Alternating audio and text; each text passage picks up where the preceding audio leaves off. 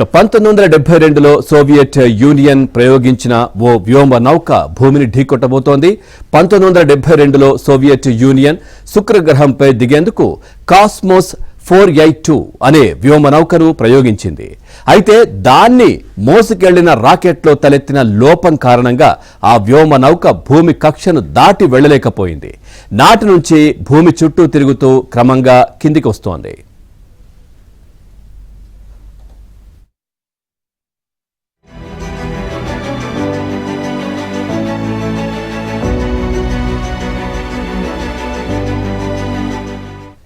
ఈ వ్యోమ నౌక వెడల్పు 1 మీటరు.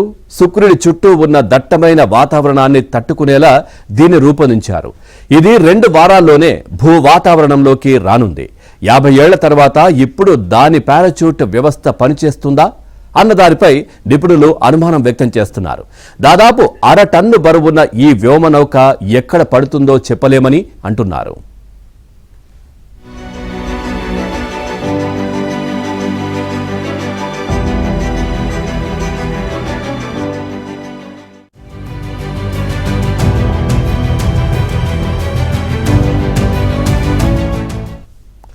ఒకవేళ వాతావరణ రాపిడిని తట్టుకోగలిగితే అది గంటకు 242 కిలోమీటర్ల వేగంతో నేలను తాకుతుందని, అది జనావాసాలపై పడే అవకాశం తక్కువేనని అంటున్నారు. భూమిపై ఎక్కువ భాగం సముద్రాలే ఉన్నందువల్ల అది నీటిపై పడే అవకాశం చాలా ఎక్కువ శాతంగా ఉందని చెబుతున్నారు.